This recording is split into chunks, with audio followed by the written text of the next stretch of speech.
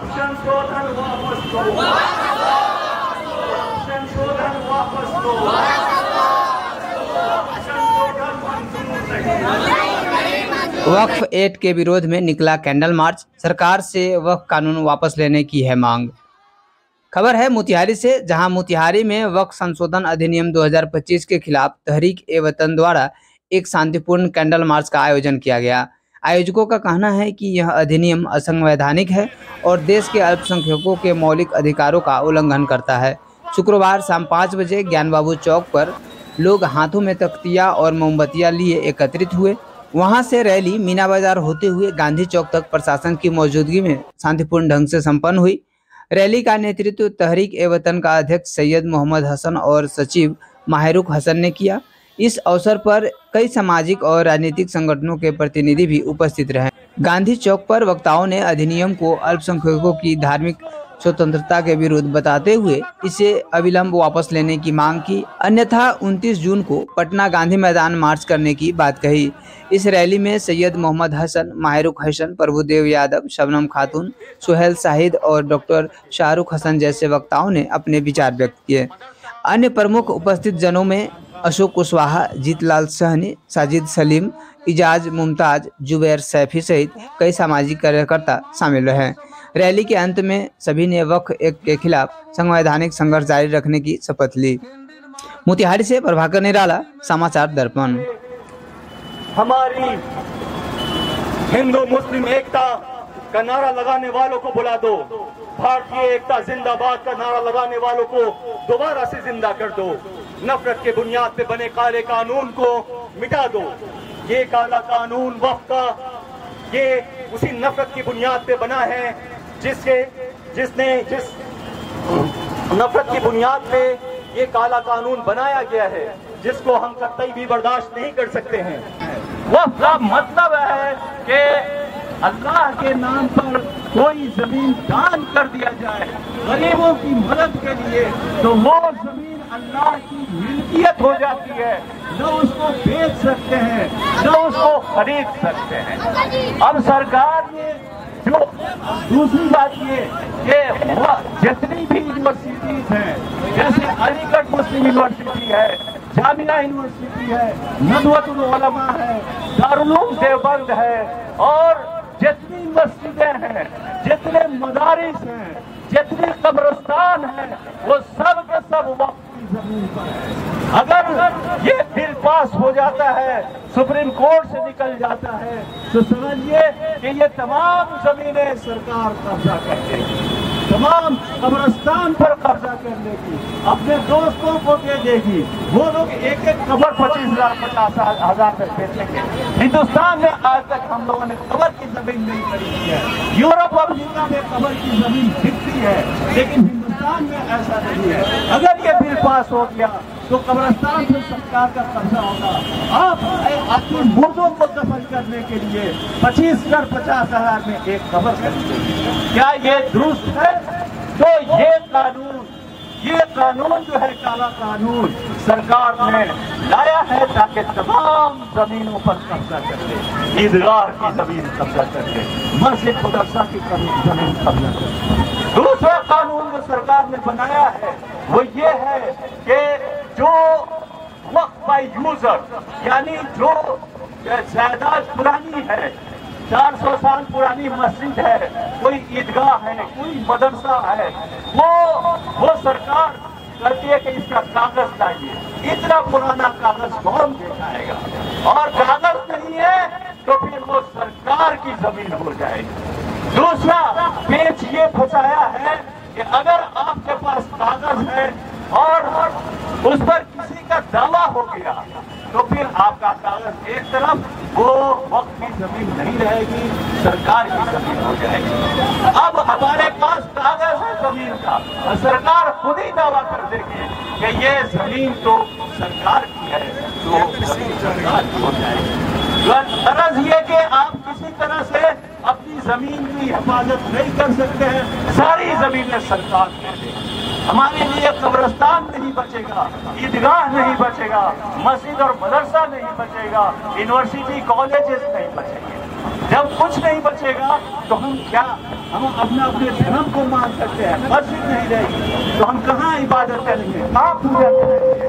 अगर मदरसा नहीं रहेगा तो दीन इस्लाम की तालीम हम कहाँ हासिल करेंगे? ये जान लीजिए कि वक्फ की जमीन का रिश्ता हमारे साथ माँ की गोद से लेके कब्र की गोद हैं, तो वक्फ की जमीन कब्रिस्तान जो है उसमें हम दफन किए जाते हैं।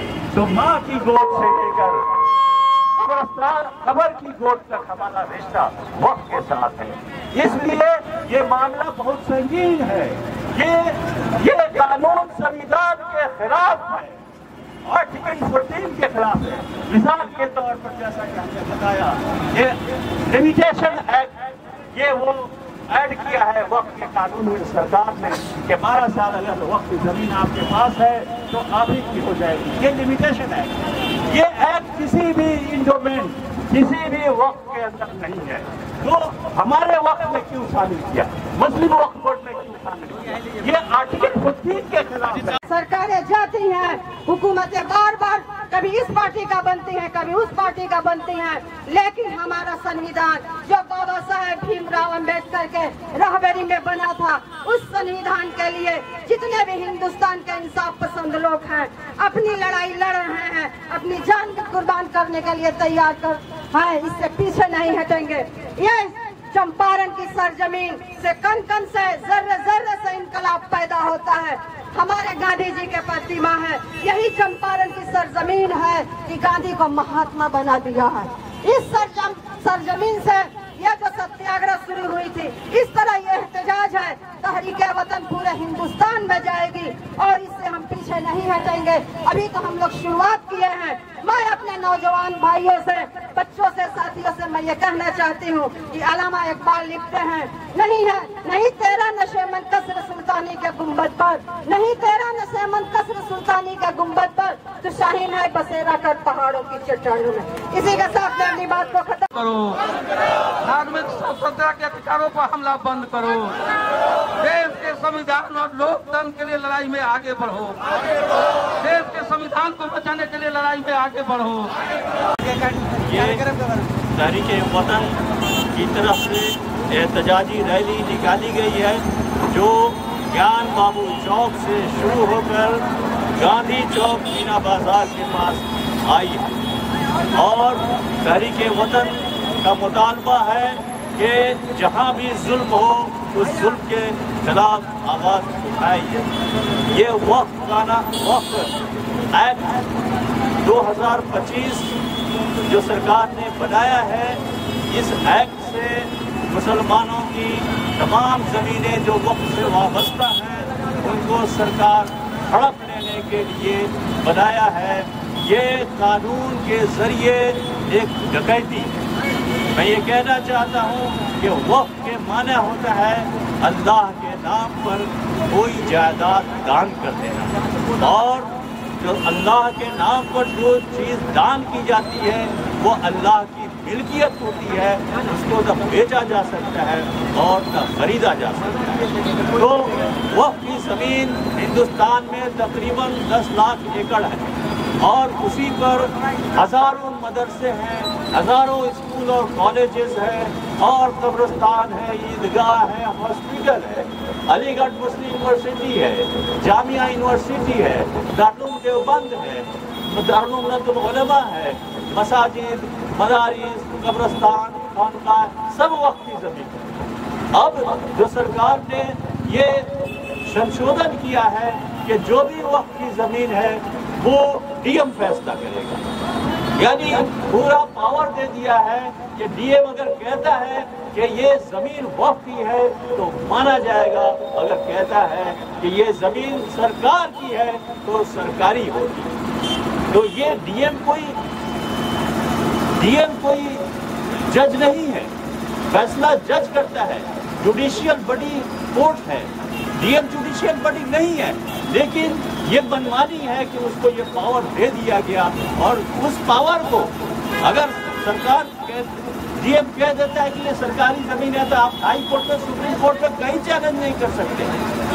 तो ये एक बहुत बड़ा जुल्म है और सरकार ने जो संशोधन किया है उसमें ये भी एक एक्ट है कि अगर किसी जमीन पर 12 साल तक किसी का कब्जा है तो वो उसी का मान लिया जाएगा। इस तरह से सरकार उन तमाम जमीनों को हड़पना चाहती है जो अब तक सरकार के अंडर में है। मिसाल के तौर पर गांधी मैदान, ये खैरुल मियां ने ईदगाह के लिए वक्फ किया था, दान कर दिया था, जिसमें आज भी ईद की नमाज पढ़ी जाती है, लेकिन वो सरकार के अंडर में है। हमें कोई एतराज नहीं है, हमें ईदगाह चाहिए तो हम नमाज पढ़ते हैं वहाँ पर। लेकिन बहुत सारी जमीनें, तकरीबन 5 लाख एकड़ जमीनें सरकार के अंडर में है, तो इस संशोधन से वो सारी जमीन सरकार की हो जाएगी, क्योंकि 12 साल से ज़्यादा से उनके कब्जे में है। दूसरी बात ये कि सरकार ने ये कहा है कि पुरानी जितनी भी मस्जिद है, दरगाह है और 400 साल 500 साल है, उसका कागज पेश कीजिए। अगर आप उसका कागज नहीं देते हैं तो वो सरकार की जमीन मान ली जाएगी। अब इतने पुराने कागजात कहाँ से लाएंगे? तो ये एक चाल है, कानून के जरिए डकैती है कि सरकार उस जमीन को हड़प दे। इसी तरह से सरकार ने ये भी लगाया है कानून के वक्फ बोर्ड के अंदर 2 गैर मुस्लिम लाजमी तौर पर होंगे, 2 हिंदू लाजमी तौर पर होंगे, 22 में से 13 गैर मुस्लिम होंगे, 8 मुसलमान होंगे जो उन्हीं के मर्जी से लिए जाएंगे। तो ये जो है किसी भी वक्त में बोर्ड में नहीं है, हिंदू वक्त में नहीं है, सिख में नहीं है, ईसाई भी नहीं है, तो फिर मुसलमानों के साथ ऐसा क्यों? तो ये संविधान के खिलाफ है। जो वक्त का कानून बनाया है सरकार ने, वो आर्टिकल 14 के खिलाफ है, आर्टिकल 25 के खिलाफ है, आर्टिकल 26 के खिलाफ है, आर्टिकल 29 के खिलाफ है, संविधान के खिलाफ है। हमारा ये कहना है कि हमारे पीएम, एमपी, सीएम, एमएलए सब संविधान की रक्षा की कसम खाते हैं, लेकिन बड़े अफसोस से हम कहते हैं कि पार्लियामेंट में बैठकर अपनी कसम को तोड़कर सरकार ने संविधान के खिलाफ कानून बनाया। हमारा ये कहना है कि अब हम किसी तरह से इस कानून इसके बाद आगे क्या है? अब आगे क्या है? पटना के लिए भी कुछ बोला जा रहा है?